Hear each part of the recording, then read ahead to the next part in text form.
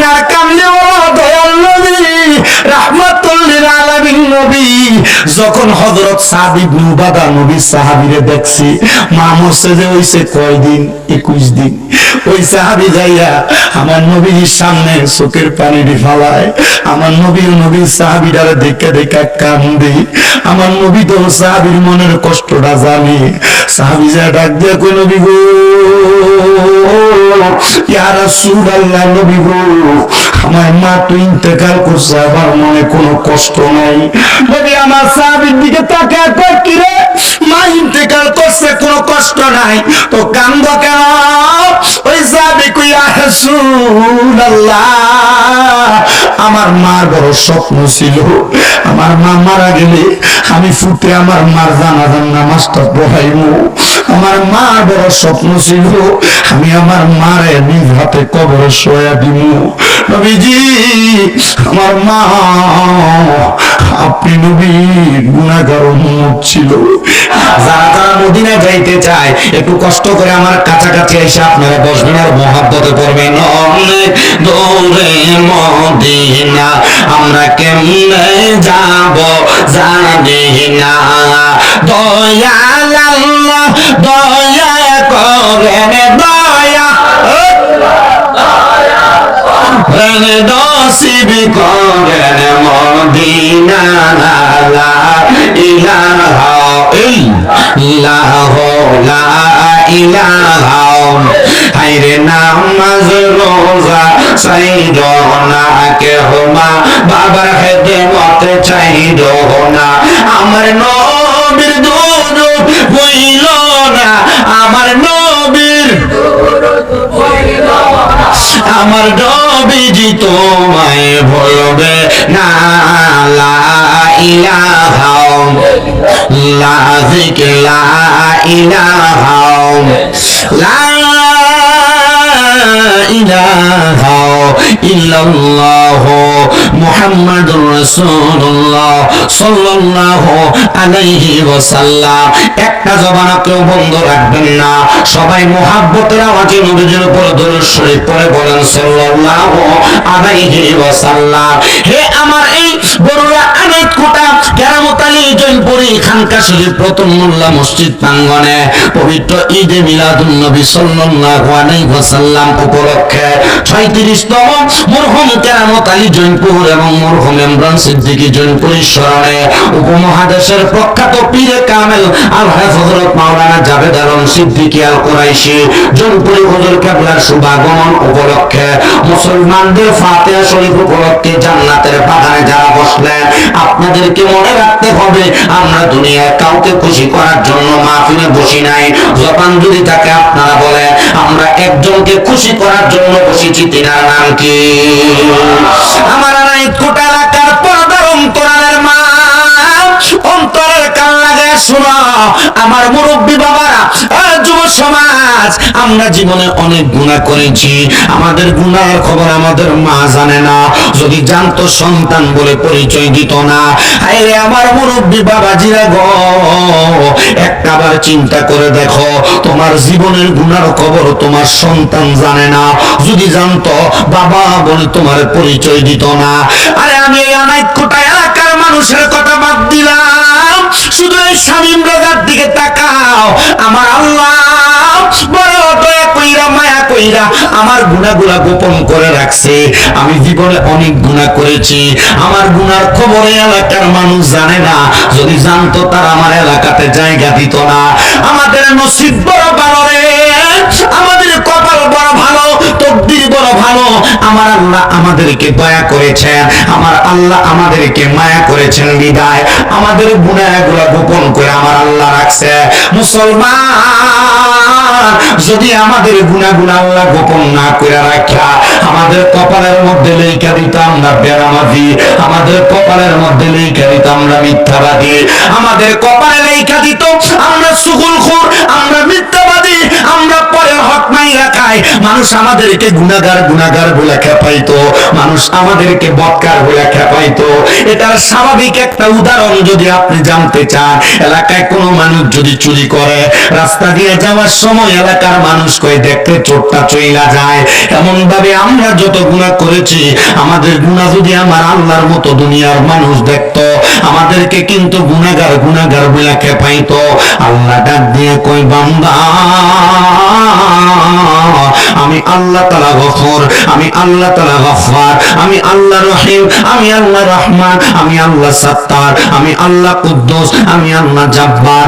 আল্লাহ তাআলার এই নামগুলোর উসিলা দিয়া যদি তুমি আমি আল্লাহরে ডাক দাও, আমি আল্লাহ তাআলা তোমার যত বেশি গুনাহ হোক না কেন, লা তাকনাতু বিরহমাতিল্লাহ, ইন্নাল্লাহা ইয়াগফিরুয যুনুবা জামিআ, ইন্নাহু হুয়াল গফুরুর রহিম। এই আয়াতের সূত্র ধরে আমি আমার প্রত্যেকটা বান্দাকে মাফ করে দেই।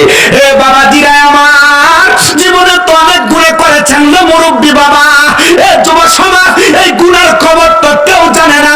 একটাবার নিজের বিবেকটার প্রশ্ন করে দেখো, নিজের বিবেকটার প্রশ্ন করে দেখো, আর নিজ কলবের দিকে খেয়াল করো, প্রশ্নটা করে জিজ্ঞাসা করো, কোনদিন তুমি তোমার গুনার জন্য আমার আল্লাহ তাআলার কাছে একটা দিন নিরালে নিরালে কানসনি? আমার আল্লাহর কাছে মুরাকাবা কইরা কইরা কানসনি? বলে হুজুর মুরাকাবা কি, এটা তো আমরা জানি না। জয়পুরে হুজুর কেবলা আর 50 বছর আগে আর 100 বছর আগে থেকে এই বাংলাদেশে যখন আগমন করে, মানুষদেরকে তরিকতের তালিম শিখিয়া শিখিয়া মানুষগুলারে কেমনে মুরাকাবা করা লাগে, মুশাহাদা করা লাগে, খলিফাদেরকে শিখিয়া দিয়া গেছে। কিন্তু বর্তমানের সন্তানেরা তরিকত বুঝতে চায় না। এরা চিন্তা করে তরিকত কি, আর তরিকত দিয়া কি হবে? না না না, মুসলমান এই তরিকতরাই কিন্তু ইসলাম কায়েম করছে। তরিকতরা যদি বাংলাদেশে আগমন না করত, মুসলমান দাবি করা সম্ভব হতো না। তরিকতওয়ালারা বাংলাদেশে আগমন করার কারণে, শাহজালাল ইয়ামিনী বাংলাদেশে আগমন করার কারণে সুরমা নদীতে জায়নামাজ বিছায়া 2 রাকাত নামাজ আদায় কইরা জায়নামাজের উপরে ভর কইরা তার সুরমা নদী পার হয়ে গেছে। এটা তরিকতওয়ালাদের অবদান। সোনার বাংলাদেশে মুসলমান দাবি করতে হলে আল্লাহর বুজুর্গ ওলিদেরকে মানতে হবে। ওই বুজুর্গরা শিখিয়ে দিয়ে গেছে, দুনিয়ার জমিনে হারাম না খায়া কোন মানুষ যদি 5 ওয়াক্ত নামাজ আদায় কইরা, নামাজের পরে ওয়াজিফা গুলা পালন কইরা আমার আল্লাহর কাছে জিকিরের জজবানে জিকিরের তালিম গুলা প্রদান করে, ওই বান্দার চক্ষু বন্ধ করলে বান্দা মুরাকাবার হালতে বান্দার জীবনের আগের এবং পরের বিষয় সম্পর্কে অবহিত হয়। এবার আপনারা বলেন, আমাদের জীবনে ভালো খারাপ যা কিছু আছে আমরা কি কোনো কিছু সম্পর্কে জানি না? কিন্তু জানেন একজন, তিনি কি? আস্তে কয়, তিনি কি? ওই আল্লাহকে যদি ডাকবেন, আমার আল্লাহ তাআলা আমাদের গুনাহগুলা মাফ করতে পারে কি পারে না? যদি বিশ্বাস থাকে, মুহাব্বতের আওয়াজে কলবের মধ্যে ধাক্কা লাগায়া আমার আল্লাহ তাআলার একটু ইসমে জাতের জিকির করেন, আল্লাহ আল্লাহ আল্লাহ আল্লাহ আল্লাহ আল্লাহ আল্লাহ আল্লাহ আল্লাহ আল্লাহ, জবান খুলে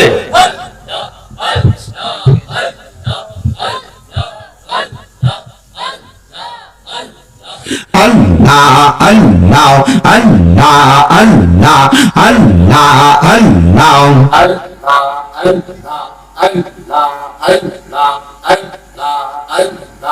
আল্লাহ আল্লাহ। সবাই যাইল বীজের বাজে, আমার যাওয়াই হইল না।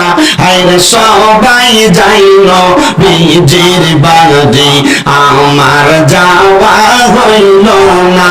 আর দয়াল নবীর রোজা মুবারক আমার দেখা হইল না। আর দয়াল নবীর রোজা মুবারক আমার দেখা হইল না। আর সবাই যাইল বীজের বাজে, আমার যাওয়া হইল না।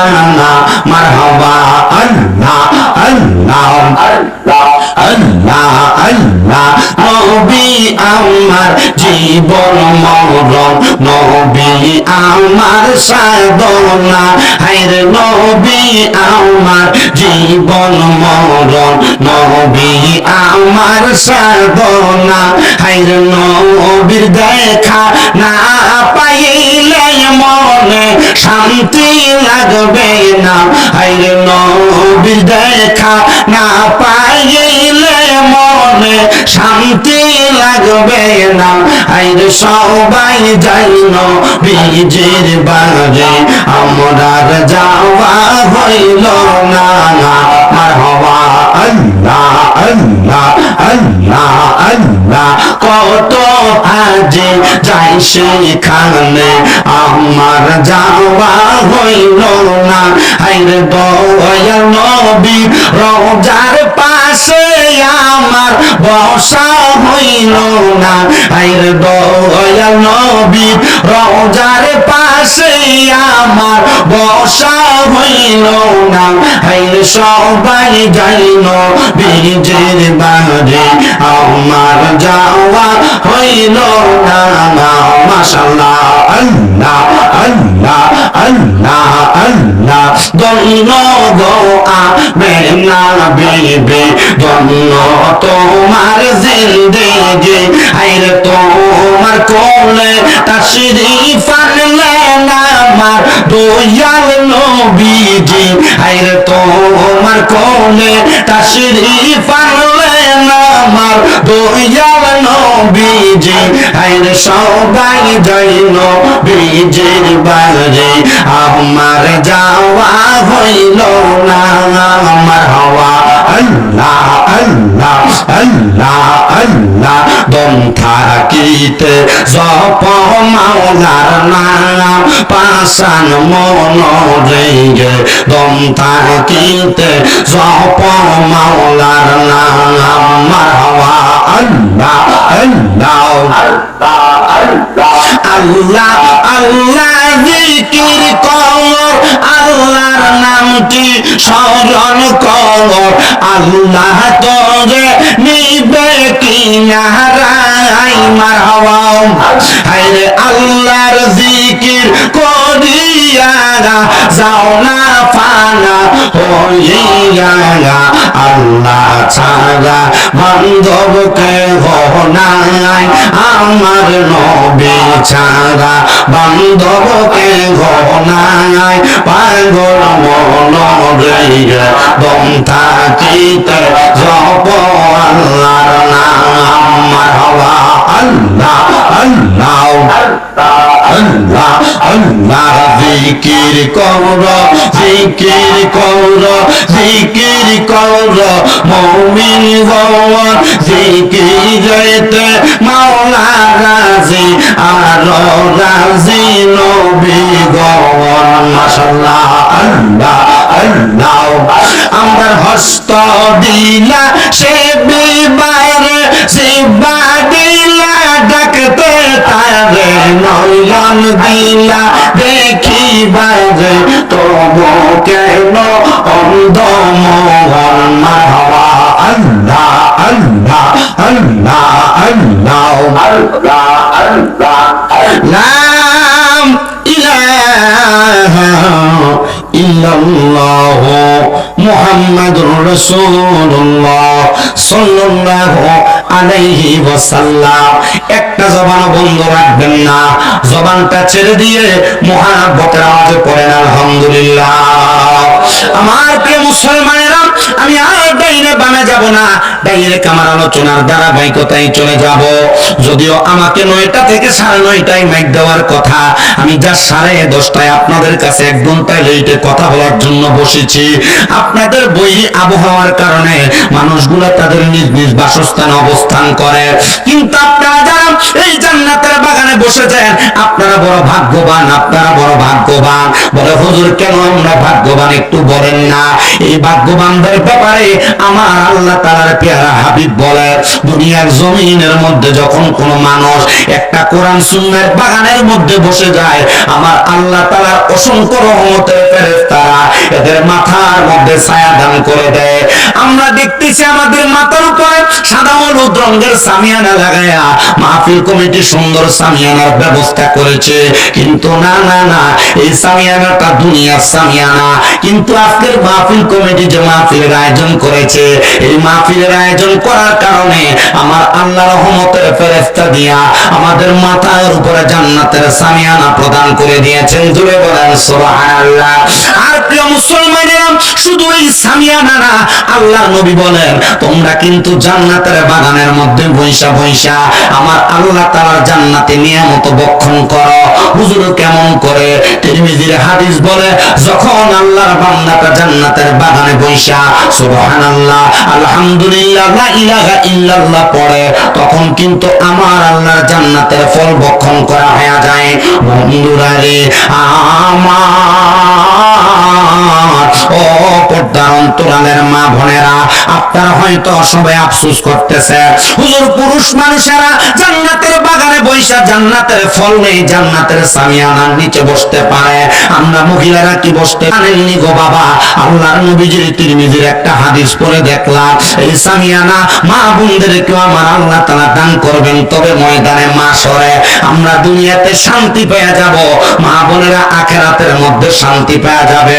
তবে আপনারা যারা জান্নাতের বাগান মাহফিলে বসেছেন, মাহফিলটা যেহেতু 36তম মাহফিল, আমার বয়সের চাইতে ডাবল বয়সের মাহফিল, কিন্তু জানেন বাবা, এই মাহফিল করার কারণে দোকানপাট এসেছে, এলাকার মধ্যে একটা খুশির আমেজ চলতেছে, আপনারা সবাই খুশি উদযাপন করতেছে, নিজের খুশি সাথে মাহফিলের খুশি, কিন্তু জানেন রে মুসলমানেরা, এর চাইতে বেশি কিন্তু আপনার এলাকার কবরবাসীরা। আমি জানি না রে এই আনাইকুটা এলাকার কোন সন্তান তাদের মার কবর দিয়া, কোন সন্তান তাদের বাবার কবর দিয়া আজকের মাহফিলে বসেছ, তোমাদের কপাল বড় ভালো। আমার আল্লাহ তাআলা কি করে জানো?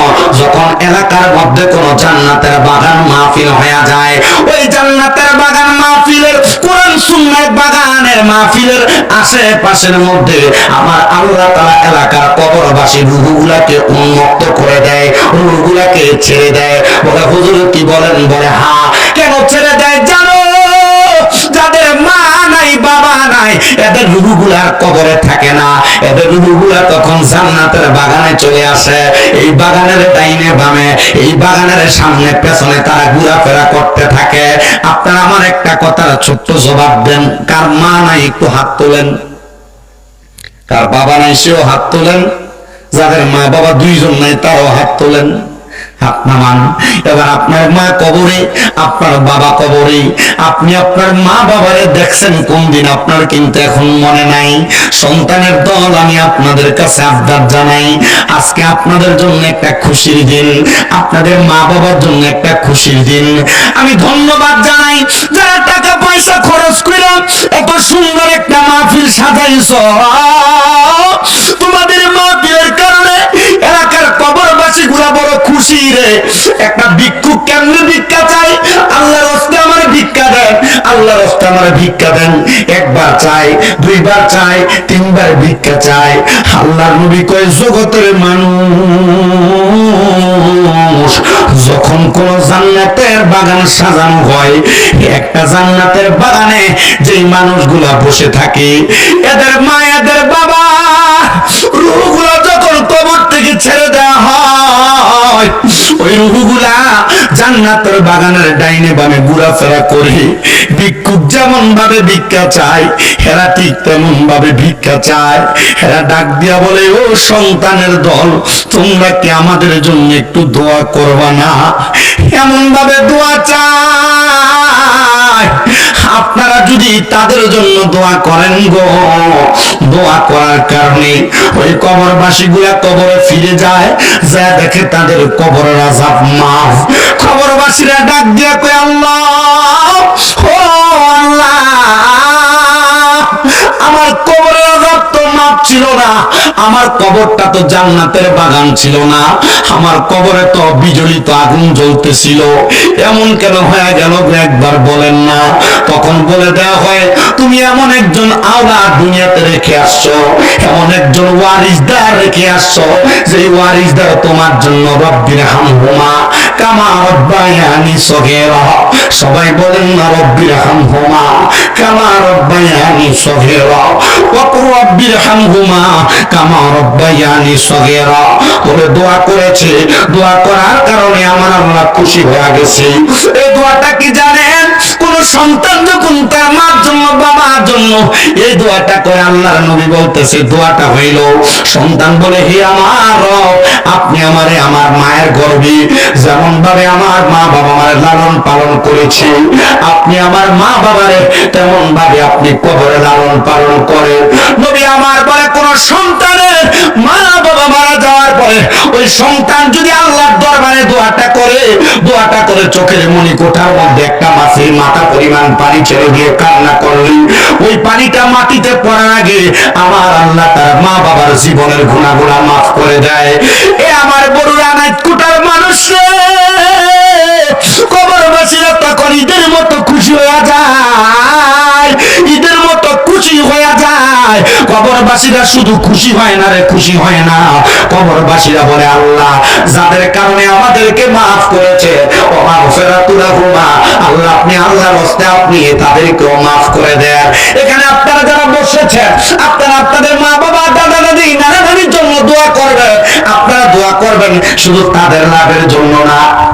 অফ করে দেন না, ইশারা বোঝেন না, আমি ওইটা বন্ধ করে রাখছি এই জন্য, মানে কষ্ট নিয়েন না।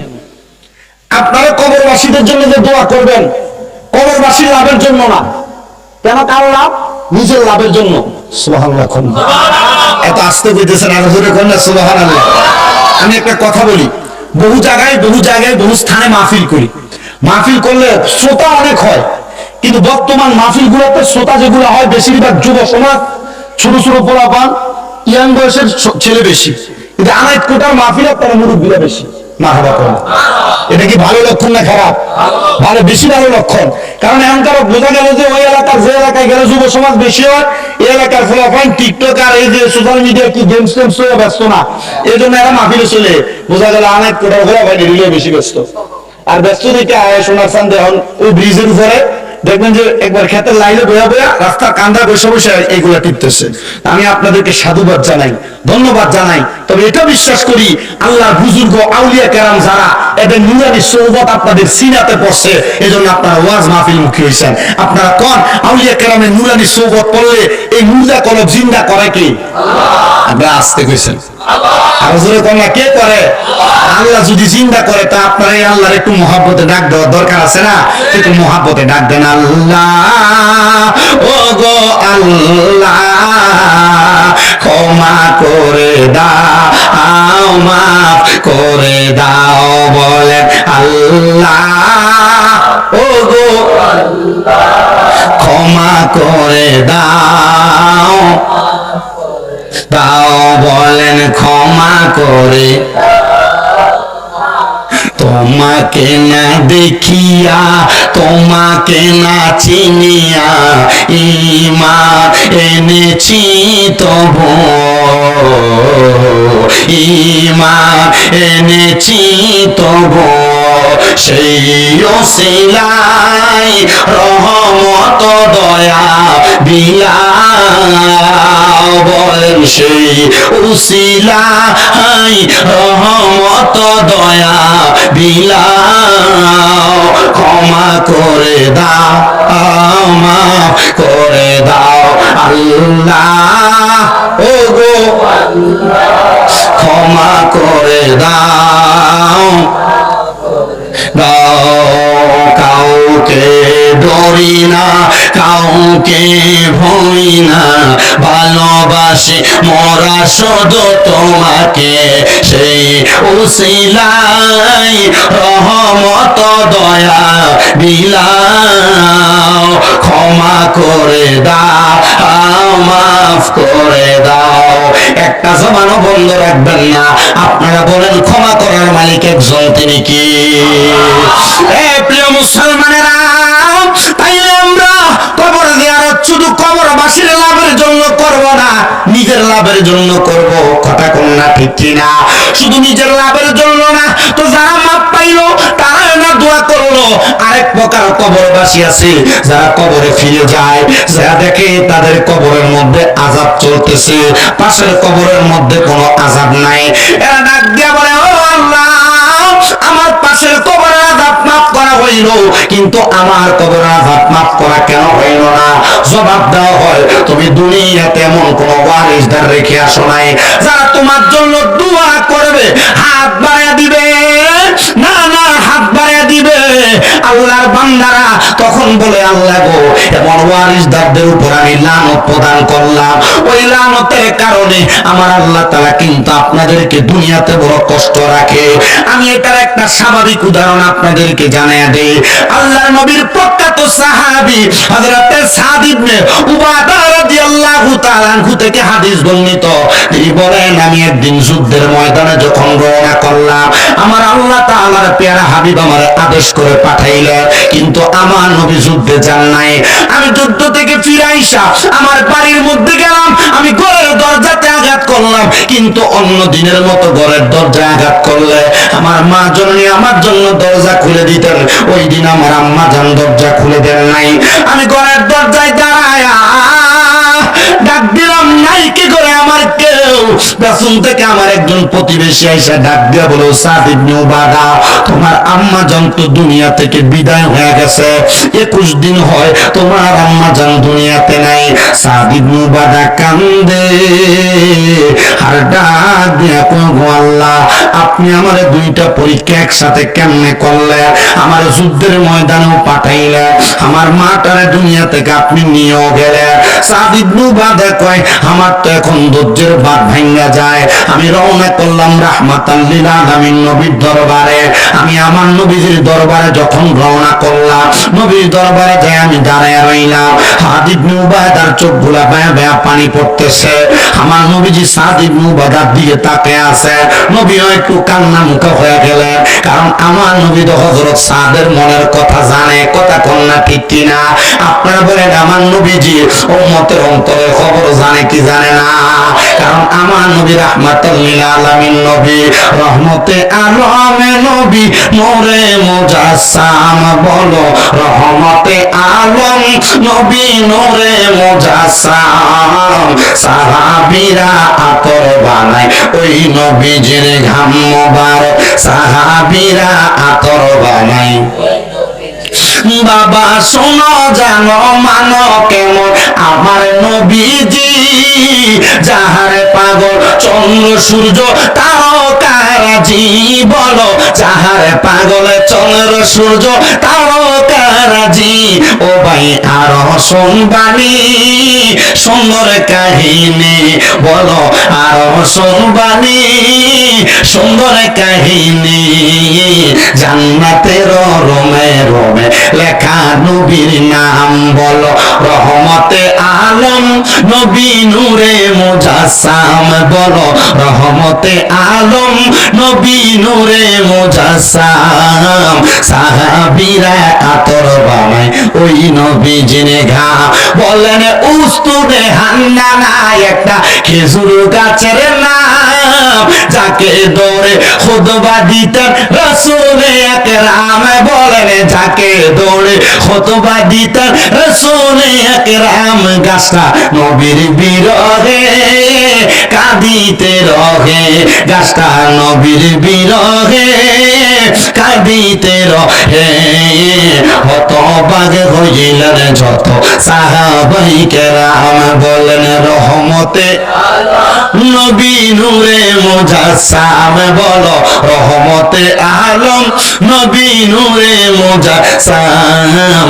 সাহাবীরা আতর বানাই ওই বাবা ওলিউল্লাহর নবীর কাছে এই আরাধনা। দেখব নবী নূরের ছবি যতই কল্পনা। সুন্নিরা নবী দেখতে চাই কি চাই না? কারা কারা চাই? দুই হাত তুলে আমার আল্লাহর দেখাই। এই দুইটা হাতকে পতাকা বানানোর বলে আশেকে ওলিউল্লাহর নবীর কাছে এই আরাধনা। দেখিব নবী নূরের ছবি যতই কল্পনা। বলেন, দেখিব নবী নূরের ছবি যতই কল্পনা।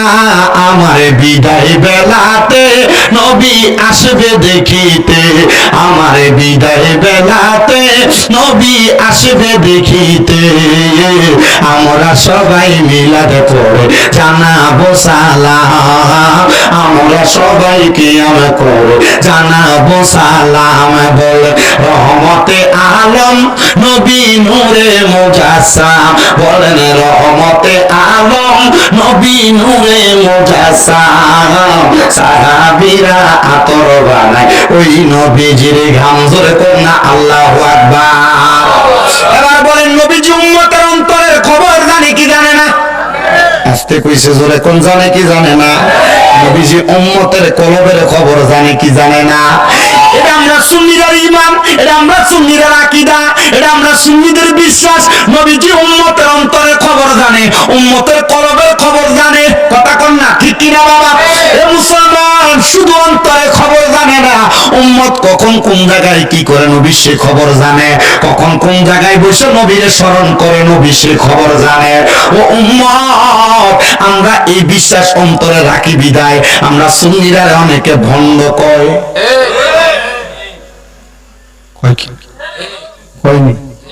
আমরা এগুলো বলি বিদায় আমাদেরকে ভণ্ড বলে, আমাদেরকে বেদাতি বলে। আমরা সুন্নিদের একটা দোষ, আমরা শুধু নবী নবী করি, ঠিক কিনা? আমরা সুন্নিদের একটা দোষ, আমরা নবীরে দাঁড়ায় সালাম দেই। আমরা সুন্নিদের একটা দোষ, আমরা ইয়া নবী সালাম আলাইকা বলি। আমরা সুন্নিদের একটা দোষ, আমরা এলাকার মানুষ বললে আমরা জানাজা পড়ে দোয়া করি। আমরা সুন্নিদের একটা দোষ, আমরা নবীর আগমনের মিলাদুন নবীর মাহফিল করি। আমরা সুন্নিদের একটা দোষ হইলো আমরা নবীরে নূরের নবী বলি।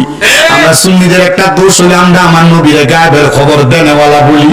আমরা সুন্নিদের একটা দোষ হইলো আমরা দুনিয়াতে বেশি শুধু নবী নবী করি। আমরা ডাইরেক্ট বলে তোমরা কিসের সুন্নি হইলা, শুধু নবী নবী করো, নবীর এমন সম্মান করো, করতে করতে তোমরা আল্লাহর উপরে উঠাও। এ ব্যাক করে জানে না আল্লাহর উপরে উঠানোর মতো ক্ষমতা বান্দার নাই, কারণ আমার আল্লাহ নিজে কইছে ওরা ফান আলাকা যিকরাক, নবীজি আপনার জিকিরকে আপনার সম্মানকে আমি বাড়াইয়া দিছি, আল্লাহর উপরে উঠানোর মতো ক্ষমতা নাই। তো আমরা দাঁড়াইয়া সালাম দেওয়া না, যদি আমরা পায়ের নিচে দশাইতে দুইটা বাঁশ বাঁধো সালাম দেই, আল্লাহর উপরে উঠবে না, উঠবে না। কারণ নবীরে সালাম দেওয়ার কথা বলছেন আমার আল্লাহ, ওয়াসাল্লিমু তাসলিমা, সালাম দেওয়া আদবের সাথে। জোরে বলেন না আমরা নবীর আদবের সাথে সালাম দেওয়ার দরকার আছে না নাই? আর সুন্নিরা কেন নবী নবী করবে না? সুন্নিরা কেন নবী নবী করবে না? নবীজি যখন আমার আল্লাহ তাআলা আমার নবীরে সৃষ্টি করেছেন, নবীজিরে আমার আল্লাহ তাআলা যখন বানাইছেন, আমার নবীজির রূহ মুবারক তখন উম্মত উম্মত করেছে। আলমে আরোহার মধ্যে তাইকা আমার নবী উম্মত উম্মত করেছে।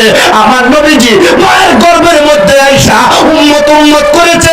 আমার নবীজি দুনিয়াতে যখন 12 রবিউল আউয়াল সোমবারে 570 খ্রিস্টাব্দে সুবে সাদিকে বাবা আব্দুল্লাহর বাংলা কুটিরে মা আমেনা নুরানী রেহেম থেকে দুনিয়াতে আগমন করেছে। আমার নবী তখনও উম্মত উম্মত করেছে, 63 বছরের জিন্দেগি উম্মত উম্মত করেছে। আমার নবীজি 27 বছর পর্যন্ত নবীজি মেরাজে উম্মত উম্মত উম্মত করেছে। আমার নবীজি গায়ে ময়দানে মাশরে উম্মত উম্মত করবে। উম্মতের একটা উম্মত যদি জাহান্নামে যায়, আমার নবী তখন উম্মত উম্মত করে কান্না করবে। আমরা সুন্নিরা সেই নবী উম্মত উম্মত করে ওই নবী নবী করবো না, তো তার বাপের নাম কম নাকি? কথা ক্লিয়ার বুঝেন? নবী আমাদের ঈমানের মূল ধারা। কথা কয় না? নবী আমাদের ঈমানের মূল ধারা। তো ঈমানের মূল ধারা বাপের অস্বীকার করলে ফুতেরে কি কয়? হারামজাদা। জারজ কয়, হারামজাদা কয়। বাপ অস্বীকার করলে এটা হারামজাদা, এটা জারজ। আর নবীর তাজিম, নবীর সম্মান, নবীর ইশকে অসম্মান করেছে, এটাও জারজ। এটা হারামজাদার চাইতে নিকৃষ্ট। হাত তুলে বলেন ঠিক না বেঠে?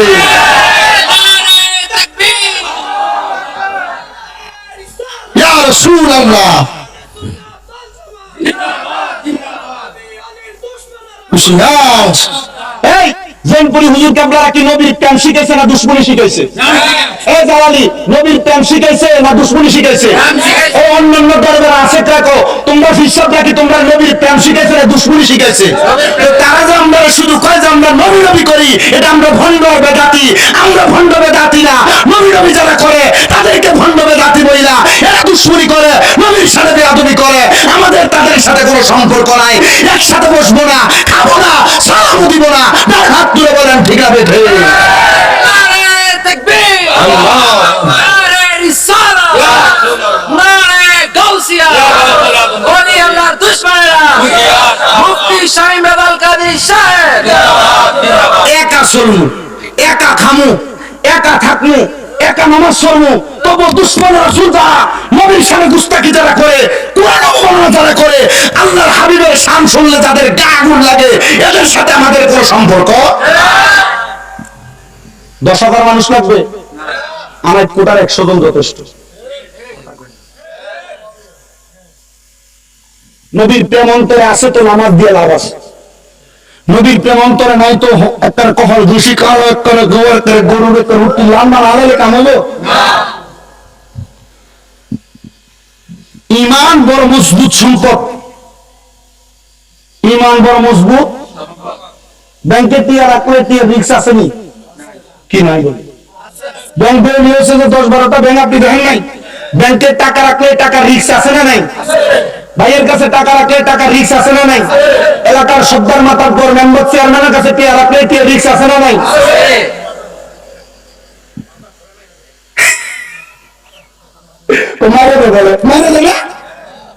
আচ্ছা, যদি ব্যাংক বাংলাদেশ যে সরকার চালায়, এই সরকারি ব্যাংকে টাকা রাখলে যদি এই টাকাও রিক্সা থাকে, এই সরকারের আন্ডারে যে বাঙালি চলে, বাঙালির কাছে ইমান রিক্সা আছে না? কথা কয় না। বাঙালির কাছে ইমান রিক্সা আছে না? আমি দাঁড়িয়ে একটু যে হাঙ্গা বিধি বুঝে আমি কইলাম যে মাশাআল্লাহ এটা বড় হুজুর, এটার কাছে ইমান নাই। কথা কয় না তো। এটার কাছে কি নাই? আমার আব্বার নাম কি? আব্দুল হক ফাটোয়ারি সাহেব। কামেল আজম মেলানে ফাঁস করছে। আমার মাথায় হাত বুলাই দিছে। আমি কইছি যে মুরব্বীদের দোয়া হইলে আমার পাথে। আমি কামেল ফিকা শেষ করছি, কিন্তু আমার এই ফরালেখা দিয়ে আমি ওয়াজ করি না। আমি ওয়াজ করি, আমি কি দিয়ে করি না? আমি ফরালেখা দিয়ে ওয়াজ করি না। আমি ওয়াজ করি মুরব্বীদের দোয়া দিই, আমি ওয়াজ করি আর আব্বার দোয়া দিই। আমার ওয়াজের মূল ধারাবাহিকতা কি? মুরব্বীদের দোয়া। তাই কইছি আমার মাথা দাঁত বুলাই দেন, আমার দাদার সমতুল্য, তার দাদা দেখি নাই। এরা আমি কইলাম যে এই যে হুজুর কেবলারা, হুজুর খলিফা না? হুজুর খলিফা না? খলিফা। এরপরে যে রতন মোল্লা খলিফা ছিল 400 বছর আগে, বড় আলেম। 400 বছরই তার বাপ দাদা 14 গোষ্ঠীর বয়স, হিসাব করে হাওয়া দেব। তো এদেরকে হুজুর কেবলাদের নুরানি একটা তাওয়াজ্জু আছে না? এখন না আইতে একটি হারাহারি দৌড়াদৌড়ি দফাদফি। আগে কি আল্লাহ ওলিদের মাঝে আইতে একটি দফাদফি হারাহারি আসলামি? তারা সব বুঝু জ্ঞানে দিন এক লোক আসলো। একদিক দিয়ে ছুটতো ভারতের মতো এই জায়গায় একবার কামালিয়ত অর্জন করায়, এলাকার মধ্যে জামালিয়ত হাসিল করায়, এরপর এলাকা থেকে বার হইতো। ঠিক আছে নি? আল্লাহ ওলিদের নুরানিদের নেক নজর নুরানির সোহবত। দুনিয়ার সাধারণ পাবলিকের কাছে ইমান যদিও রিস্কে থাকে, বাংলাদেশের ব্যাংকে টাকা রাখলে রিস্ক, মেম্বার চেয়ারম্যানের কাছে, ভাই বন্ধুর কাছে টিয়া রাখলে রিস্ক, বাংলাদেশের পাবলিকের কাছে ইমান রাখতে রিস্ক, কিন্তু আল্লাহ ওলিদের কাছে ইমান রাখতে কোনো রিস্ক না। নিজের টাকা নিজের হাতে যতক্ষণ রিস্ক মুক্ত, দাঁড়াইতে নিলে বোঝাইতে আরো জান যাচ্ছে টিয়া নিচে। কথা কয় না? আল্লাহর ওলি যারা, ইন্না রাহমাতাল্লাহি করিবুম মিনাল মুহসিনিন, নিশ্চয়ই আল্লাহর রহমত, আল্লাহর প্রিয় বান্দা মুহসিন বান্দা যারা, তাদের কাছে। তো আল্লাহর রহমত ওয়ালা বান্দা যারা, হুজুর আমি জৈনপুরের হুজুর, আমি কালিয়াপুরের হুজুর, আমি মাজমাবের হুজুর, আমি শাহপুরের হুজুর, আমি ওয়াজিদিয়া দরবারের হুজুর, আমি অলিতলা দরবারের হুজুর, আমি মিরসরাই দরবারের হুজুর। হুজুর এলন, আমার ইমান আপনার কাছে সফদ্দ করলাম, আপনার কাছে বায়াতে রাসূল গ্রহণ করলাম। হুজুর আপনার ইমানটারে হেফাজত করেন, খোদার কসম আপনার ইমানের হেফাজতকারী আল্লাহ ওলি। কথা কোন একা যদি ওয়াজ বুঝো, এখানে ওয়াজ শেষ। আর যদি কেউ হুজুর বুঝি না, হার রাইত না, আরো বড় মুফতি, মুহাদ্দিস, মুআল্লিম, মুহাদ্দিস, মুফাসসির আমি যদি তোমার বয় দেয়, ওয়াজ শুনবা, হিন্দি ঢুকবো, হিন্দি বাড়িবো, আর কইবা নবী আন্দার মতো মানুষ। আল্লাহর ওলির দরবারে যাওয়ানোর দরকার নাই। 5 আগস্টের পরে মাজার ভাঙি করবো আমরা তাওহীদি জনতা। শয়তান চিনি খেছে যার ছিল মনে আছে না? আমার এই হাত দেখছেন আপনারা, আস্তে কইছে হাত দেখছেন আপনারা? আমার এই হাতের আঙ্গুলের মাথার ভিতরে বিছি উঠছে গোড়া, এটা ফসি গেছে। এখন আমি হাতে ধরে কোপ দিয়ে কাটি হালাই দিই কিলে মাশাআল্লাহ কর এটা বুঝার জন্য। আর এগুন দাঁড়িয়ে কিন্তু হামদানি হলে এটা বুঝে না। আল্লাহর মাজারে বেরিয়ে দিউস করে, গান করে। আল্লাহর মাজারের আশেপাশে মানুষ সিগারেট খায়, গাঁজা খায়, খেতে যায় মাজার ভাঙে। শয়তান তোর কইছিস হাতকারি হালাবি, তুই এগুলো না হালাবি। কথা কই না কেন? বুঝেন মূলত বিষয় হলো সমস্যা এটা ন, সমস্যাটা মূল করা ওনার দোষ, আলুর দোষ। এটা মূল করার সমস্যা। কারণ হেরো যদি জিজ্ঞাসা করে তুমি আল্লাহর ওলিদের মাজার কেন ভাঙ্গো, এদের নাম শুনলে আমার মাথার ভিতরে আগুন ধরে। তুমি কেন আল্লাহর ওলির দরবার ভাঙতে যাও, এদের নাম শুনলে আমার শরীরের ভিতরে আগুন ধরে। এদের যদি যদি 30-50 লিটার একটা আমিও ঢুকাই দেয়, এদের গা সাঙ্গ হইতো না। কারণ হ্যাঁ ওলির দরবার দেখলে মাথা আগুন লেগে যায়। আচ্ছা আব্বাজি আমি জানতে চাই বাংলাদেশে কি মুসলমান আছিল? আচ্ছা আপনার নাম কি? আপনার দাদার নাম, মায়ের নাম কি? এবার আব্বার নাম কি? এবার মায়ের নাম কি? 7 পুরুষের আগে মায়ের নাম কোন? আচ্ছা রতন মোল্লা আর 7 পুরুষের আগের নাম কোন জানেন না? আপনি আপনার বাড়ির দলিলের RS BS CS খতিয়ান টানবেন, 14 পুরুষ আগে নাম দেখেন, দেখবেন রতন মোল্লা না, এর 7 পুরুষ আগে একটা পুরুষের নামের আগে লেখা আছে শ্রী। কথা কয় না তো? কি লেখা? সিটা কাটলো কিভাবে? আল্লাহর শাহজালাল আলী আমিনী যখন বাংলাদেশে আগমন করলো, দেখতেছে মুসলমানের নামের আগে শ্রী। সেই শব্দের অর্থ যদিও সম্মানিত হয়, মুসলমানের নামের লগে মানে না। শাহজালাল আলী আমিনী কই ধরে কাটো, কাটি লাগাও মুহাম্মদ। বলে কেন?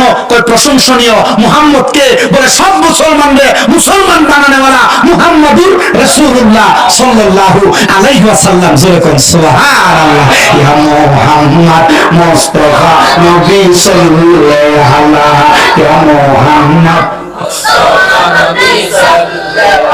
মাহফিলের হাকে হাকে দুর্গা মনে হয় আছে, মনে হয় একটু জোরে খনা।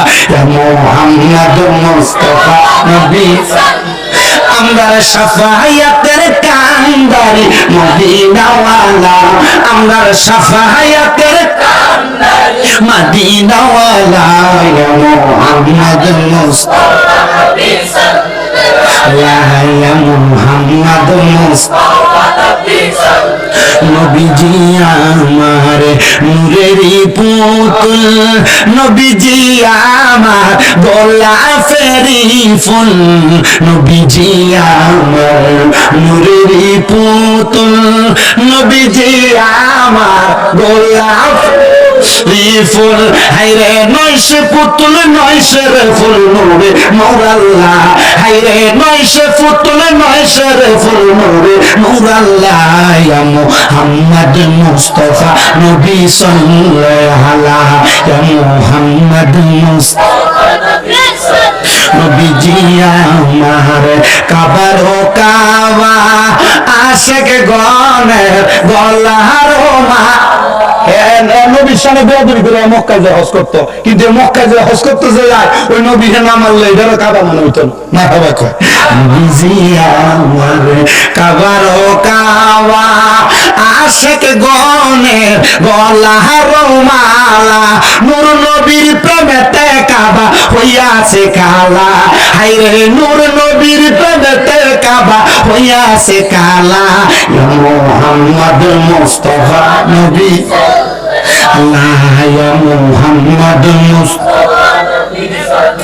খুব মনোযোগ দেন আমার বাবারা।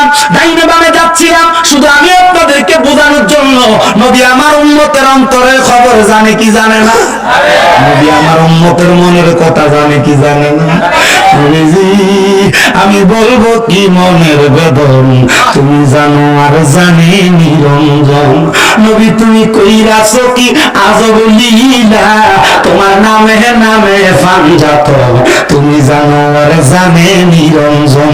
নবীজি আমি বলবো কি মনের বেদন, তুমি জানো আর জানে নি। আল্লাহু আকবার।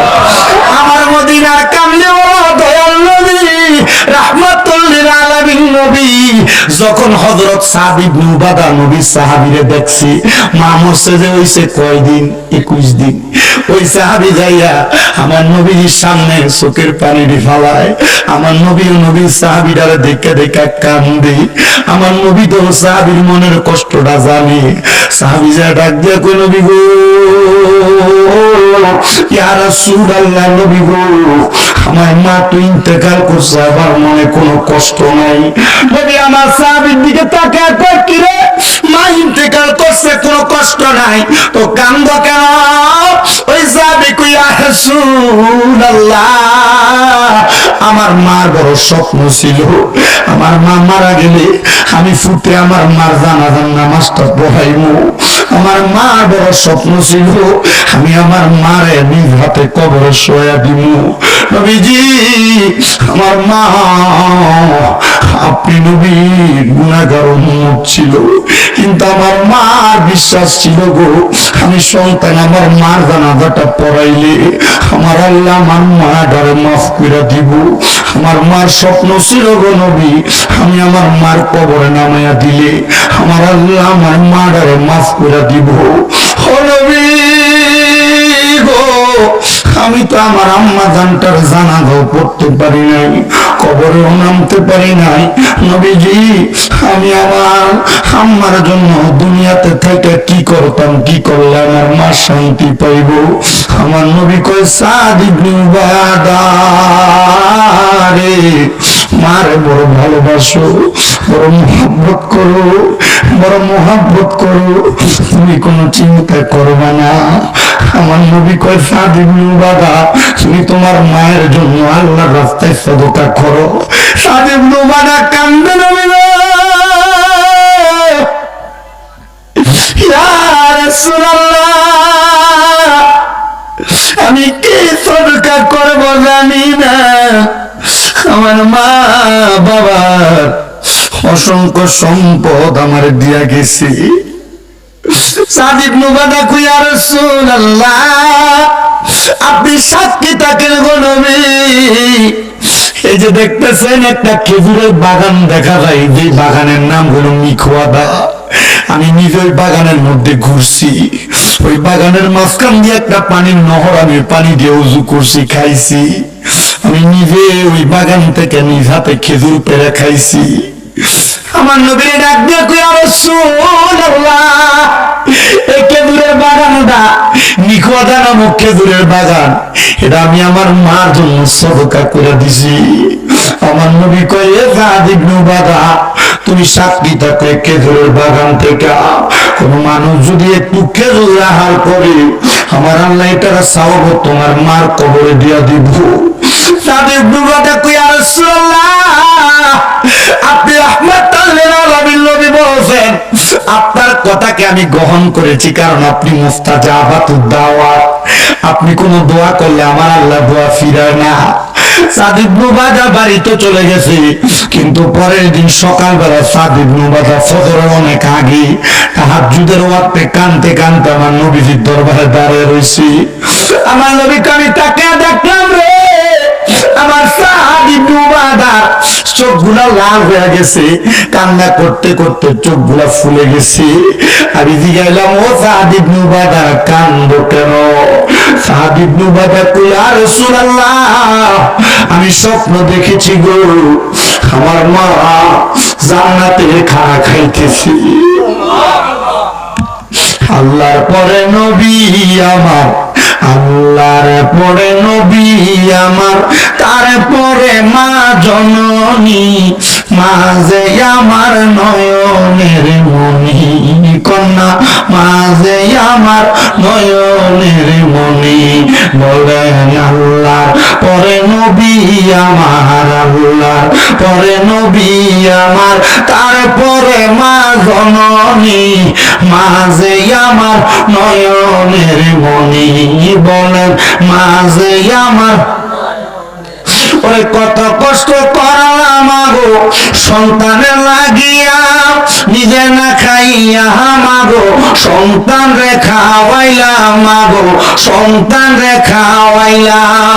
ওই তোমার জন্য এখন আমার জ্বরে চোখের পানি, বলে তোমার জন্য এখন আমার জ্বরে চোখের পানি, মাঝে আমার নয়নের মনি, কন্যা মাঝে আমার।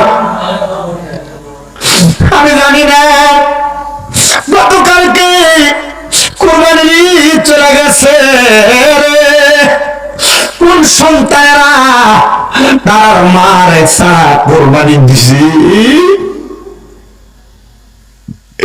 গতকাল তো বিকাল বেলা একটা ছেলে কুয়ের থেকে কল করছে,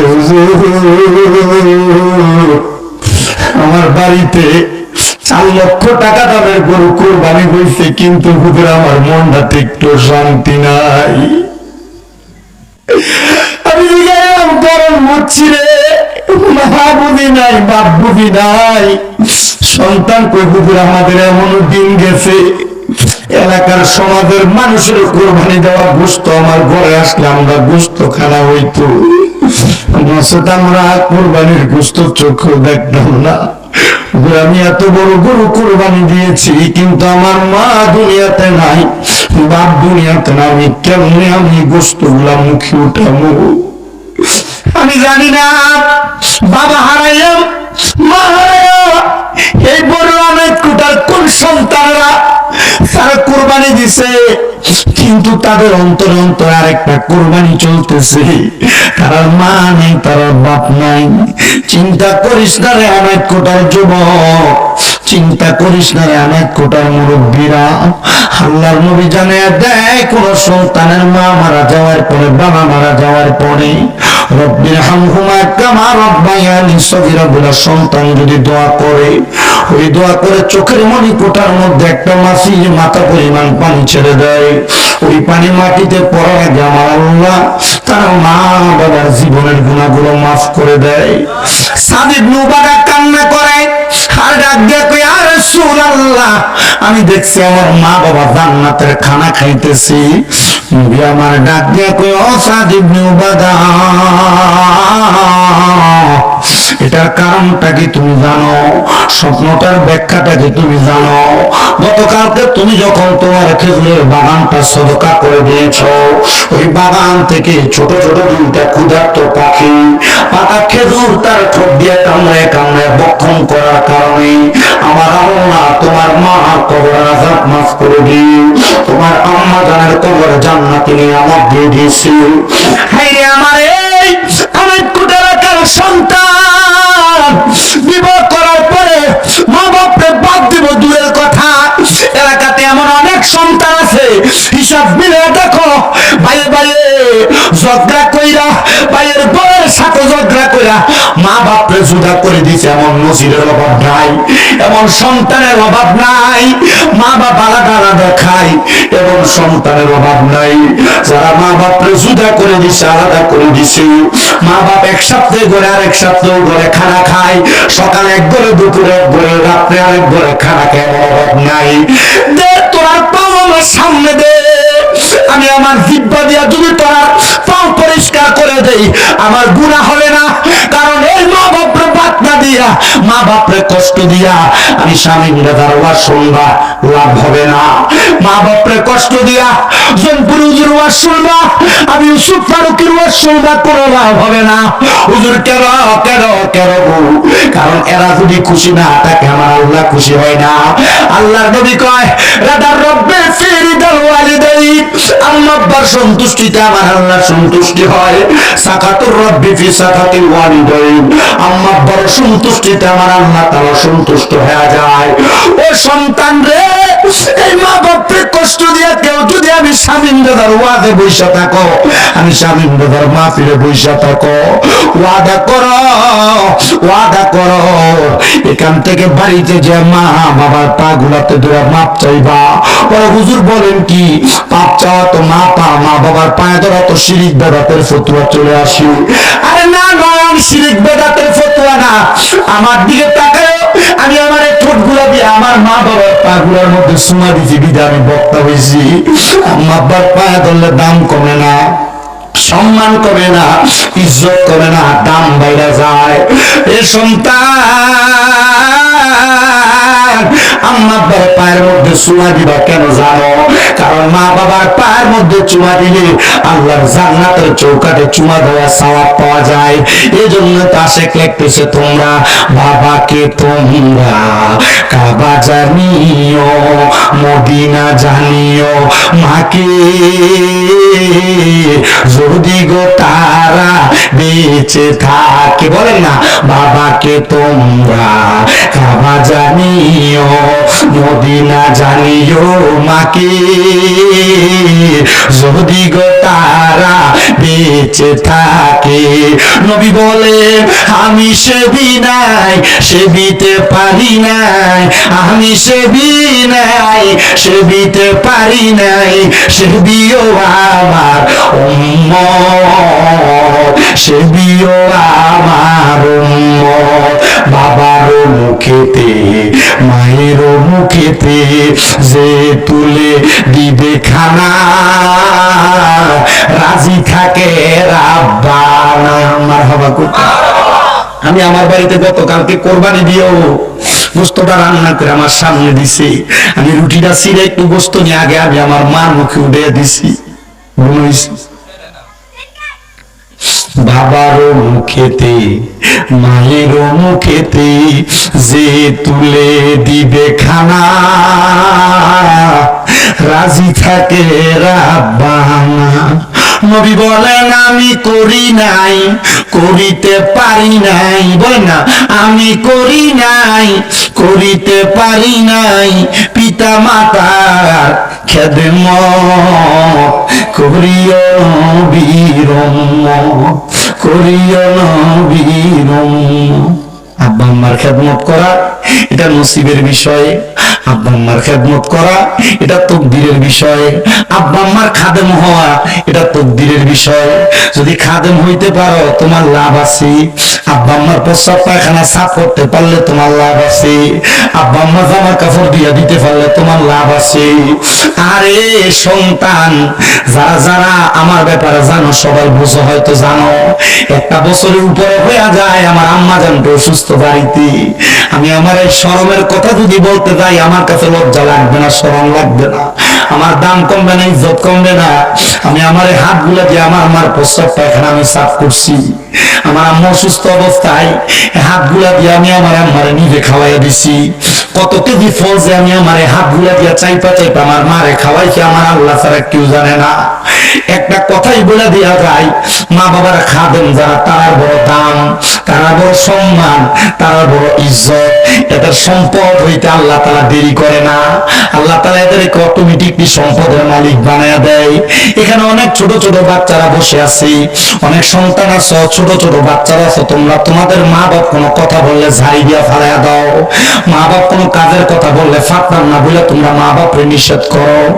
অনেক সন্তানের আছো, অনেক ছোট বাচ্চারা আছো, মা বাপ কোনো কাজের কথা বললে মা বাবার কাজটাকে অবহেলা করো, পারবো না বলে মা বাবার কাজটাকে ঘৃণায় করো, মা বাপকে পারবো না বলে মা বাপরে ধমক দিয়ে চলে যাও। এ ছোট বাচ্চারা, যদি তোমরা আল্লাহর কাছে বড় হইতে চাও, দুনিয়াতে ধনী হইতে চাও, আখিরাতে ধনী হইতে চাও, মা বাবার কোনো কাজকে নিষেধ করবা না। মা বাপ যতক্ষণ পর্যন্ত শিরিক করতে না বলে ততক্ষণ পর্যন্ত মা বাবার প্রত্যেকটা কথা মানবা, প্রত্যেকটা কথা শুনবা, প্রত্যেকটা আদেশ মান্য করবা। আর জীবন ধ্বংস, জীবন অশান্তি আর অশান্তি, অশান্তি আর অশান্তি। শান্তি, জীবনটা তোমার একবারে নাস্তানাবুদ হয়ে যাবে। আমি আপনাদের কাছে একটা করজোড়ে আবদার জানাই, আল্লাহ নবীর সাহাবী জীবনের দিকে তাকাইলে বুঝবে, মারে দেখেও নাই, 21 দিন আগে মা ইন্তেকাল করছে, শুধু নবীর জবানের কথা শুই না আল্লাহর রাস্তায় খেজুরের বাগানটা দিয়া দিছে। এ প্রিয় মুসলমান, নবীর সাহাবী বলে, আমার নবীর কথা মোতাবেক আমার মা জান্নাতি হয়ে গেছে, জান্নাতি হয়ে গেছে। আমি চিন্তা করলাম আমার মা হয়তো জান্নাতি হয়ে গেছে। আমি ডাক দিয়া বললাম, ইয়া রাসূলুল্লাহ, আমার অনেক সম্পদ, অনেক সম্পদ, আপনি আমার সব সম্পদ গুলা আল্লাহর রাস্তায় কবুল করে নেন না। আমার নবী কিন্তু সদকা গ্রহণ করতেন না। যারা নবী এবং যারা নবীর পরিবার তারা সদকা গ্রহণ করা যায় ছিল না। আল্লাহর রাস্তায় কবুল করেছেন, কবুল কইরা আমার নবীজির দরবারে সারা জিন্দেগি খেদমতে কাটিয়ে দিছে। অল্প কিছুদিন পরে নবীর ওই সাহাবীর ইন্তেকাল হয়ে গেছে, যার নাম হযরতে সাদ ইবনে উবাদা রাদিয়াল্লাহু তাআলা হুজুরে কো সুবহানাল্লাহ। বাড়িতে মহিলারা শুনতেছি কিনা জানি না, যদি শুইনা থাকে বেরিয়া এই ওয়াজের আমল করলে এরা জান্নাতে যাওয়া সহজ হয়ে যাবে। বলে হুজুর আমি আছি জামাইর বাড়িতে, আমার জান্নাত কেমনে সহজ হইব? আরে জান্নাত সহজ হইব তোমরা লাগে এই কারণে, তুমি যে শ্বশুর বাড়িতে আসা শ্বশুর শাশুড়ির মা বাবার মতো মনে কইরো। এখনকার বেরিয়া শ্বশুর শাশুড়ির মা বাবার মতো মনে করেও না, শ্বশুর শাশুড়িও এই ফুটের বয়েতের জিয়ের মতো মনে করে না। আমি এলাকার মহিলাদেরকে বলবো, আপনারা আপনাদের শ্বশুর শাশুড়িকে মা বাবার মতো মনে করেন, আর শ্বশুর শাশুড়ি গুলার বলবো আপনারা আপনাদের ছেলের বউগুলার ছেলের বউ মনে না কইরা আপনি জিয়ের মতো মনে করেন, দেখবেন সংসার সুন্দর, জান্নাত কাছে, একবারে কাছে, একবারে কাছে, একবারে কাছে, দুনিয়া এবং আখিরাত সুন্দর হয়ে যাবে। কথা কোন ঠিক কিনা? আল্লাহ কবুল করুক, জোরে কোন আমিন। তো ওই সাহাবী ইন্তেকাল করেছেন, যার নাম হযরতে সাদ ইবনে উবাদা রাদিয়াল্লাহু তাআলা আনহু।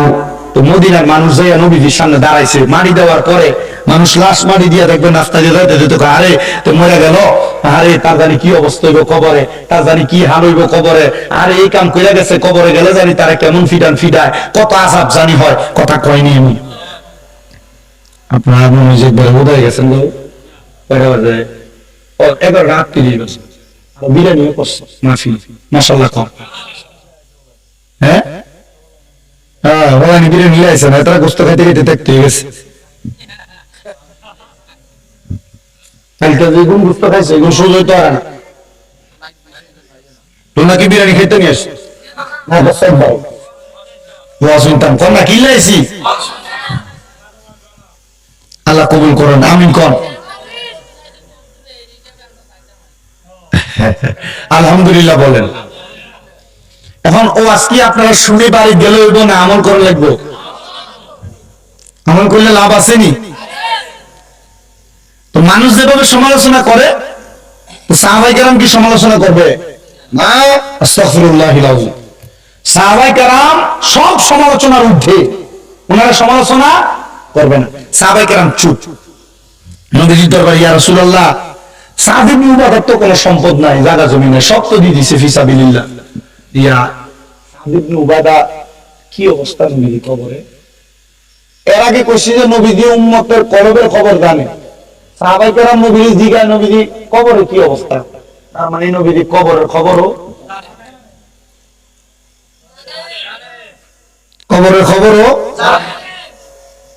এটা যে নবী কবরের খবর জানে, এই নবীর উম্মতের কোন চিন্তা আছে? লাল জর্দাদি মাহফিল 36 বছর আগের মাহফিল এখনো চলতেছে। এই নবীর প্রেম আছে বিদায় চলে। সাহাবায়ে কেরাম দিকে, ইয়া রাসূলুল্লাহ, সাদ ইবনে উবাদার কবরের কি খবর? মুরাকাবা বুঝেন আপনারা? মুরাকাবা শব্দের অর্থ ধ্যান করা, নিরিবিলি একাগ্রতার স্থানে যায় আল্লাহকে পাওয়ার জন্য ইচ্ছা পোষণ করা, আল্লাহকে পাওয়ার জন্য মনে মনে এরাদা করা, আল্লাহকে তালাশ করা। এই ধ্যান করার নাম কি? মুরাকাবা।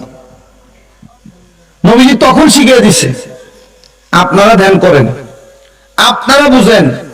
সাহাবায়ে কেরাম গেছেন, তো নবীজি একটা আমল উম্মতকে শিখাইছে। আমি আমার বেশিরভাগ ওয়াজে আমলের কথা বলি। এই বাড়িতে যে মা বোনের আছেন, বাচ্চা হয় না যারা, জামাই ইনকামে বরকত হয় না যারা, অসুস্থতা যায় না যাদের পরিবারের, আপনারা যারা এখানে বসছেন কামাই রুজিতে বরকত নাই, বিদেশ যাওয়ার চেষ্টা করেন, পারেন না যারা, আল্লাহর কোরআন কয় ওয়া মিনাল লাইলি ফাতাহাজ্জাত বিহি নাফিলাতাল লাকা আসা আইয়াবাসাকা রাব্বুকা মাকামাম মাহমুদা। রাতের কিছু অংশ আপনি তাহাজ্জুদের নামাজ পড়েন, অতি সত্বর আপনাকে আল্লাহ তাআলা মাকামে মাহমুদ প্রশংসার জায়গা দান করবেন। জোরে কোন সুবহানাল্লাহ। এই আয়াত যখন নাযিল হয়েছে নবীজি কান্না করছে, আল্লাহ আমার উম্মত তাহাজ্জুদ পড়লে উম্মতের কি দিবেন? বলে যা চাইবা তা দিবেন, যা চাইবা তা দিবেন। নবী সাহাবায়ে কেরাম তাহাজ্জুদ পড়েন, মুরাকাবা করে নবীর সাহাবীর কবরের অবস্থা সম্পর্কে জানতে চায়। একজন আয়েশা পরের দিন বলে, ইয়া রাসূলুল্লাহ আমি দেখছি। কি দেখছো? সাদা পাঞ্জাবি পরা, সাদা পোশাক, জান্নাতীদের পোশাক, সবুজ পোশাক, জান্নাতীদের পোশাক। এটা কি পোশাক? জান্নাতীদের পোশাক। আমার নবী কয় সাদা পোশাক জান্নাতীদের পোশাক, তোমরা তোমাদের মৃতদেরকে সাদা কাফন দিয়ে কাফন দাও। মারহাবা কয় না? নবীজি আমি দেখছি সাদা পোশাক পরা। আর কি দেখছো? ইয়া রাসূলুল্লাহ ডাইনে বামে সামনে পেছনে জান্নাতি হুর গিলমানরা ঘুরতেছে। ইয়া রাসূলুল্লাহ আমি আরো দেখছি কি জানেন? সে ব্যক্তি কোনো কিছুর কথা মুখে বলে না, মনে শুধু ইচ্ছা পোষণ করে তার সামনে হাজির হয়ে যায়। তোমার ওই নাম শুনিলাম, এই চোখে দেখলাম না। তোমার ওই নাম শুনিলাম, এই চোখে দেখলাম না। এই সুর যদি শুনে থাকো একবার দেখা দাও না। এই সুর যদি শুনে থাকো একবার দেখা দাও না। হে রাসূল তোমায় ভালোবাসি অন্তরে শুধু মুখে না। জান্নাতের আশায় নয় হে রাসূল, জাহান্নাম কেউ ডরি না। হে রাসূল তোমায় ভালোবাসি অন্তরে শুধু মুখে না। জান্নাতের আশায় নয় হে রাসূল, জাহান্নাম। নবীর সাহাবায়ে কেরাম বলে, ইয়া রাসূলুল্লাহ এত সুন্দর অবস্থা কেন গো নবী? বলে এটা জান্নাতি অবস্থা, তার কৃতকর্মের ফল। কারণ লা ইউকাল্লিফুল্লাহু নাফসান ইল্লা উসআহা। আমার আল্লাহ কারো সাধ্যের বাহিরে কোনো কিছু চাপায়া দেয় না। ওই বান্দা সাদ ইবনে উবাদা জান্নাতের অধিকারী হওয়ার কারণে জান্নাতের স্বাদ গ্রহণ করেছে। বলে ইয়া রাসূলুল্লাহ আপনি আমাদের জন্য দোয়া করে দেন, আমার আল্লাহ যেন আমাদেরকে জান্নাতি বানায় দেয়। নবী কয় দোয়া না রে, জান্নাতি হওয়ার জন্য নিজের কর্মটাই আল্লাহর দরবারে উপস্থাপন করা লাগবে, তাহলে তুমি জান্নাতি হতে পারবা। ইয়া রাসূলুল্লাহ জান্নাতীদের কয়েকটা ধরন আপনি আমাদেরকে বলেন না। জান্নাতীদের ধরন আমার নবী শিখিয়ে দেয়। কয় মরণের সময় একটা জান্নাতি বান্দা দুনিয়ার কষ্ট পাবে না। মরণের সময় আজরাইল আলাইহিস সালাতু ওয়াস সালাম একটা জান্নাতি বান্দার সামনে চারবার আসবে, কিন্তু জান্নাতি বান্দার রূহ নিতে পারবে না। জান্নাতি বান্দা দুনিয়াতে থাইকা থাইকা শুধু মরণের সময় বলে, কারণ জান্নাতি বান্দার জন্য দুনিয়াটা আখিরাতের শস্য ক্ষেত্র। দুনিয়াটা তার কাছে ভালো লাগে না। জান্নাতি বান্দা জানে যত তাড়াতাড়ি মাওলার কাছে যাইতে পারবে তত তাড়াতাড়ি আমার মাওলা তারা জান্নাতি বানাইব। কথা কন না ঠিক কিনা? আচ্ছা বলেন দুনিয়ার কোন মন্দির মন্ত্রী, দুনিয়ার কোন এমপি, চেয়ারম্যান, দুনিয়ার কোন মেম্বার, দুনিয়ার কোন শক্তিধর টাকাওয়ালা পয়সাওয়ালা যার কাছে আদ্রাইলে আসার আগে অনুমতি নিব এমন কোন ব্যক্তি আপনারা চিনা আছেন? আমি জানি না। হ্যাঁ, আর জান্নাতি বান্দা হে মরার আগে আদ্রাইল আল্লাহর কাছে জিজ্ঞেস, আল্লাহ এর কাছে যাইতাম নি। মারহাবা। আচ্ছা, এই জীবনটা কেমন জীবন? যে জীবন গঠন করলে মরণের আগে ফেরেশতার রূহ নেওয়ার সময় আদ্রাইলে জিজ্ঞেস অন লাগবো। এটি মনে হয় অনেক কোটা এলাকার সুদকুর যারা আছে তার মতো। বড়রা গ্রামের ঘুষখুর যেটি আছে এটির মতো, মানুষের জমি জমা দখল করে যেটি খেয়েছে এটির মতো মনে হয়। সুদকুর নাই। আপনারা যেমনি কইতাছেন, আপনারা একবার দোয়া তুলসী হতা হুজুর আমরা এলাকার সব আল্লাহর ওলি, একটা সুদখোর নাই। আপনারা বলেন এই সমাজে সুদখোর আছে না নাই? আমরা সমাজের মানুষ এদিকে ধরে নিয়ে মসজিদের সভাপতি বানায়। কালকে সাধুয়ার বইটা তো না রে স্বামী দাদা কয়ে গেছে সুদখুরটি রে। সুদ খাওয়া কি বালা জিনিস? হারাম। আল্লাহ নবী কয়ে সুদখুর যারা, টাকা দিয়ে টাকা বাড়ায় যারা, এদেরকে আমার আল্লাহ তাআলা একটা খানা খাওয়াইবো কাল ময়দানে মাশর। এটার নাম হলো তিনাতুল খাবাল। তিনাতুল খাবাল। তিনাতুল খাবাল কি? ওই জাহান্নামীদের রক্ত আর ফুস একটা গরম লোহার পাত্রের ভিতরে করে রান্না দিয়ে করবো খা। সুদখুরে দেখবেন আনাজ কোটার বাজার, একবারিয়া বাজার, বিজয় বাজার থেকে দেখবেন বড় মাছটা কিনে। এলাকার বাজারে দোকানের সামনে কেউ 300 টাকা নিতে বেচে চালায়, 500 টাকা দিয়ে কিনা লয়ে যাবে। আসলে নাই? এলাকার কোন সুদখুর থাকলে এরা কয়ে দিয়েন, স্বামী রাজা কইছে যারা সুদের টাকা দিয়া, ঘুষের টাকা দিয়া দামি মাছ, বড় গরু কিনা খাইছো, তোমরা বড় মাছ আর বড় গরু খাওয়া আর স্বাভাবিক অবস্থায় ওই তিনাতুর খাবার রক্ত আর ফুস খাওয়ার সমান।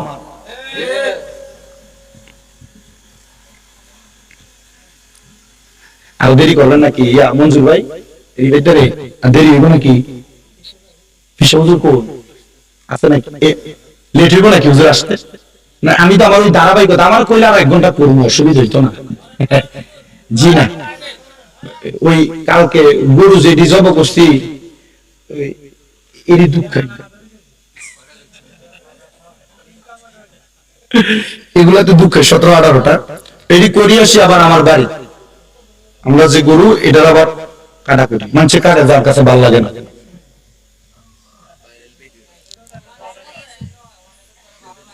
এবং কি আমার আলহামদুলিল্লাহ এটা আল্লাহর শুকরিয়া, এগুলো লাগতে পারি না। আবার যেগুলো বাড়াইছে এগুলো নিজে নিজে ধুইছি, আলহামদুলিল্লাহ নিজে নিজে ধুইছি। আবার বলছে আমরা গোসল করি ঘুমালাম, স্বাস্থ্য একটা ছিল নিজের গাইলে ধুইছি।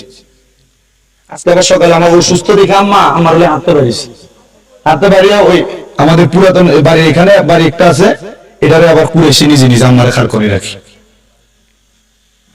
আবার বাসায় এসে নিজের কাপড় ধুইছি। আরে সবসময় যদি এটি কাম করে তাহলে তো তোমরা লোকের যাবে। জুমার নামাজে গেছি, জুমার নামাজ পড়ি, দাবাত খাইছি, বাড়িতে আইছি, এরপর আমরা এখানে আমরা তো 3 জায়গায় গেছি, এটা আর নিছে। আমার ধারাবাহিকতা যে কথাটাই ছিলাম, সুদখোর ঘুষখোর কোটি টাকা দিয়ে যদি কোরবান দেয়, লাখ টাকা দিয়ে কোরবান দেয়, এরা কোরবানি আর স্বাভাবিক অবস্থায় গোস্ত খাওয়া একরকম। আমার এক মুসল্লি গত জুমায় আমার কইছে যে হুজুর কি, যে হুজুর এক লোক এই চাকরির টাকা থেকে, বেতনের টাকা থেকে 10,000 টাকা করে প্রতি মাসে রাখি 1,20,000 টাকা দিয়ে কোরবান দেয়, আর সারা বছর চলে ঘুষের টিকা দিয়া। কি টিকা দিয়া? ঘুষের টিকা দিয়া। হুজুর কোরবানি হইব নি? আমি কই কোরবানি হইব, হইতো না, হইব হের কাছে হইব আর আমার কাছে হইতো না, মানে হারাম টাকা দিয়ে সে কোরবানি দিছে। এবার আরো তো হুজুর আচ্ছা ঠিক আছে হারাম দিয়ে দিছে তো হ্যাঁ গুনাহগার হইব। এখন হ্যাঁ তো সমাজে গোস্ত দেয়, মানে হারাম টিয়ার গোস্ত কিন্তু সমাজের গোস্তের সাথে মিলি যা।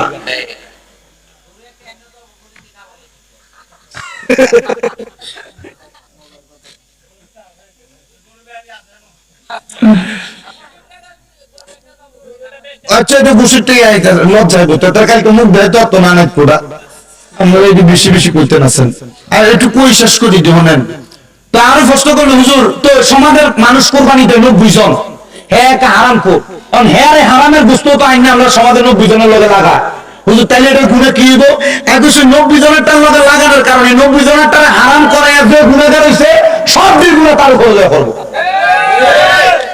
হুজুর এতদিনে আমার মনের মতো কথাটা পাইছি আমি এটাই কথা এই এলাকার সুৎখোর ঘুষখোর যারা আছো পরের হক মেরে যারা বড় বড় দিয়ে কুরবানি দিছ এটা কুরবানি আর গুস্ত খাওয়া খুদার কসম এই কুরবানি আল্লাহর কাছে কবুল হবে তোরা তো কথাই শেষ না এ যারা লিখি জায়গা নাকি কই জানো না হ্যাঁ বুঝে এতক্ষণে নিউজ যায় এইটা শুধু সুদ করে ওয়াজ করলে বহু জায়গার হাদিয়া দেয় ঠিকছে মতো কর ইচ্ছা মতো কর জানি তো এই চলাচলে বহুত মানুষ মায়ের দিনে জায়গা আর বিধা বেসন লাগে সুদের টেকা দেওয়া নেই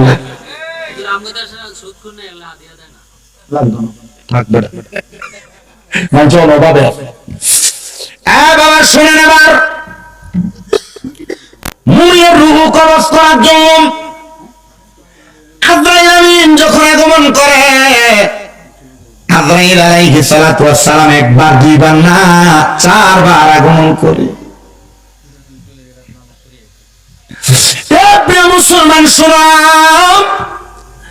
আজরাইল সর্বপ্রথম আইসা একটা মুমিন বান্দার চেহারা বরাবর হামলা করে দেয় রুহুটা নেওয়ার জন্য কিন্তু মুমিন বান্দার রুহুটা নিতে পারে না কপালের মধ্য থেকে ডান বাহু বরাবর হামলা চালায় রুহু কবজ করার জন্য ডান দিক থেকে জবাব দেয় আজরাইল ডান দিক দিয়ে রুহু নিতে পারবা না বলে কে বান্দার ডান দিকে এই বান্দার দান এবং সদকা আছে রুহু নেওয়ার এত চেষ্টা করে পারে না কারণ এই বান্দাটা বড় দামি বান্দায় আমরা মরণের কতদিন বাকি আমি জানিলাম না গো আল্লাহ মরণের কত দিন বাকি আমার মরণের কত দিন বাকি আমি জানিলাম না গো আল্লাহ মরণের কত দিন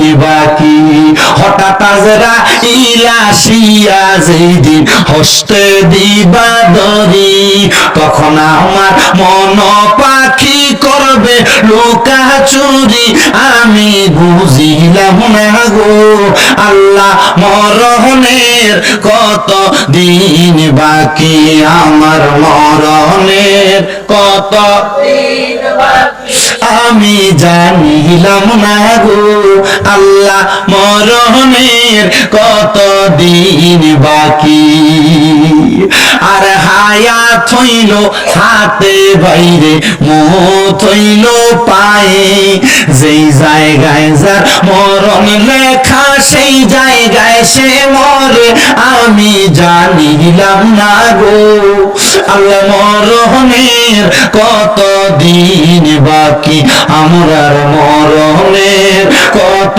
দিন বাকি আমরা জানিলাম না গো আল্লাহ মরণের কত দিন বাকি আরে 30 পারা কোরআন বাইরে মনে রাখো তো কোন জায়গায় কোন হরফ রেখা রাখিও তো নয় আমি বুঝিলাম না গো আল্লাহ মরণের কত দিন বাকি 3 বার আসে রুহু নেওয়ার জন্য ফিরে যায় নিতে পারে না 4th বার এসে বান্দার বাম বাহুতে হামলা চালায় রুহু নেওয়ার জন্য পারে না আল্লাহ বলবে জান্নাতে যাও, জান্নাতের জাহাবল ফিদ্দাতের পেয়ালা নিয়ে আসো, স্বর্ণ রূপার পেয়ালা নিয়ে জান্নাতি বান্দার হুটারে রাখবি। জান্নাতি বান্দার হুটা তখন স্বর্ণ রূপার পেয়ালাতে থাকবে না, ওই জান্নাতি বান্দাটারে ততক্ষণে গোসল করাইব, বান্দাটারে কাফন পরায়া বান্দাটারে কবরের মধ্যে নামায়া দিবে। ও মুসলমান, বান্দাটারে কবরের মধ্যে যে নামায়া দিবে, ওই বান্দাটারে কবরের মধ্যে রাখবি। কবরের মধ্যে এমনি রাখবে না, ওই বান্দাটার কবরের মধ্যে তিনজন জান্নাতি ফেরেশতা ঈশা বান্দাটার কবরে জান্নাতি সামিয়ানা বিছায়া দিবে। জান্নাতি সামিয়ানাটা যখন বিছায়া দিবে, ওই বান্দাটা জান্নাতি বিছানাতে শুয়ে থাকবে। আমার আল্লাহ বলবে, রে ফেরেশতা আজরাইল, এই বান্দার রূহটা তুমি কোথায় রাখবা? আল্লাহ কোন জায়গায় রাখতে পারবো না। আমার আল্লাহ স্মরণ করে দিবে, ফেরেশতা, ওয়ালা তাকুলু লিমান ইয়াকতালু ফি সাবিলিল্লাহি আমওয়াত বাল আহইয়াউ ওয়ালাকিন লা তাশউরুন।